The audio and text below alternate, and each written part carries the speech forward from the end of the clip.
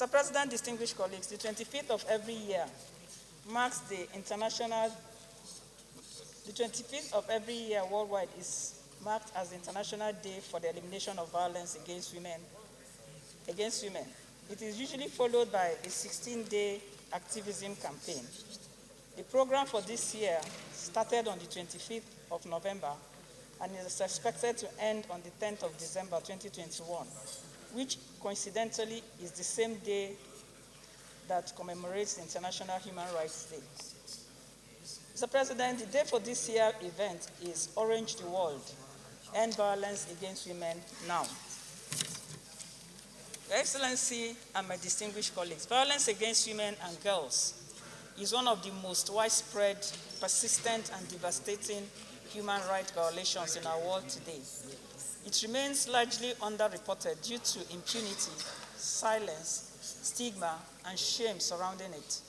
In general terms, it manifests itself in physical, sexual, and psychological forms encompassing intimate partner violence, including battery, psychological abuse, marital rape, and femicide.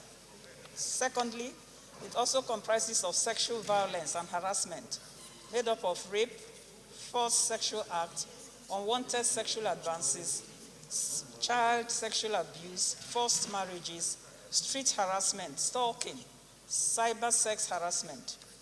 And then it also encompasses human trafficking, which is made up of slavery and sexual exploitations, and female genital mutilation and child marriage. As we remember those who have lost their lives in one form of violence or the other, and pray for their souls to continue to rest in peace, we also stand in solidarity to survivors and victims of violence. Mr. President, distinguished colleagues, according to a new report from the UN Women, based on data gathered from 13 countries since the COVID pandemic, the findings show that gender-based violence against women and girls has now reached a global epidemic dimension, with 1 in every woman sexually abused. Women and girls are now more likely to face food insecurity. Only 1 in 10 victims of gender-based violence will go to the law enforcement for help. These figures are mirrored in Nigeria, with 30% of Nigerian women and girls aged between 15 and 49 years reported to have experienced sexual abuse. Insurgency and protracted conflict have exacerbated gender-based violence in northeast of Nigeria and several areas of our geopolitical zones in the country. Harmful practices such as child marriage, which is still prevalent in Nigeria, with 43% of girls married before they are the age of 18, while 20% of women between the ages of 15 and 49 years have undergone female genital mutilation. As at the 24th of November 2021, a total of 5,204 gender-based violence cases were reported, with 3,125 survivors demanding for justice. Only 33 perpetrators have so far been convicted, with 972 cases pending in courts. This trend is unacceptable, and all hands must be on deck to ensure justice for all victims. Your Excellency, the President, and my distinguished colleagues, it is not all bad news, as I must commend the National Assembly and the President of the Federal Republic of Nigeria for ensuring prompt passage of the Violence Against Persons Prohibition Act, which was signed into law in the year 2025. I recall from my time in the Federal House of Representatives the challenges of passing this bill. I'll also commend the Honorable Minister for Women Affairs, the state governors, the Governor's Wife Forum, the Houses of Assembly, for ensuring the domestication of both the Violence Against Persons Prohibition Act, VAP, and the Child Rights Act of 2023. From a baseline of 5 states in 2019, by November 2023, 36 states of the Federation have domesticated the VAP Act, while 27 states have domesticated the Child Rights Act. This is a huge way forward in ending violence against women. I would also like to commend other stakeholders, development partners such as UN Women, civil society organizations, youth and women groups, traditional rulers, members of the National Assembly who have been in the front line for advocacy. And distinguished colleagues, please let's be respectful of our colleagues, please. She's on her feet. Thank you very much.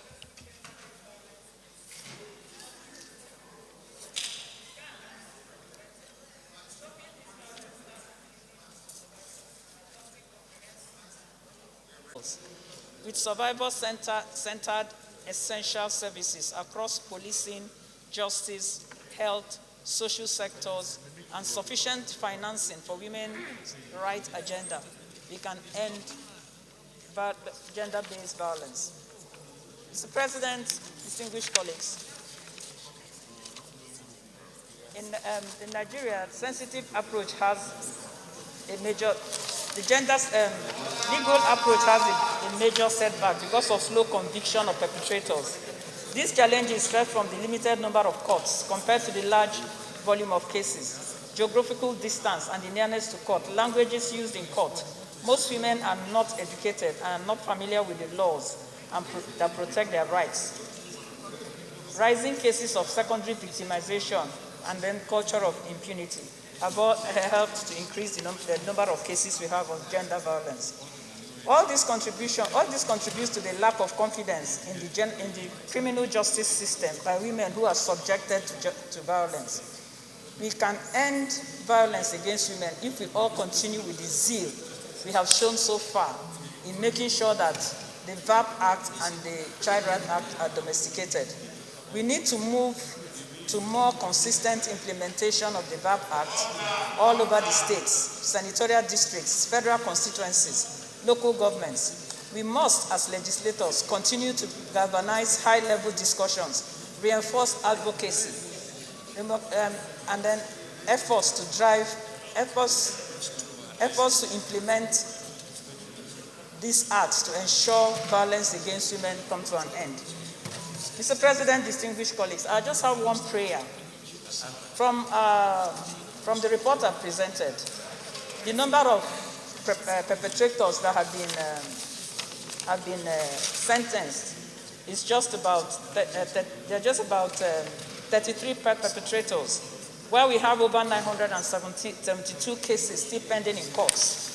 So the only prayer we have today is to urge the Senate to mandate the Committee on Judiciary, Human Rights, and Legal Matters to take up the issue of delays in prosecution of perpetrators of gender-based violence with the Federal Ministry of Justice, with a view of setting up special courts to handle the issues of gender-based violence, if need be, as so moved. It's also very, very specific and also has a very, very solid foundation. I think the conviction rate of only 33 perpetrators as against over 5,000 plus complainants is very, very abysmal. Therefore, we urge the Senate and our Committee on the Judiciary and Human Rights and Legal Matters to take up this issue of delay in the prosecution of perpetrators. I want to once again thank you for bringing this matter and also reminding us about the advancements we've also made as a National Assembly, especially with respect to the domestication of the VAP Act and also the Child Rights Act, moving from 33 with respect to the VAP and now 27 with respect to the Child Rights Act. I think that's a major advancement, and we should congratulate the National Assembly. Thank you for bringing this.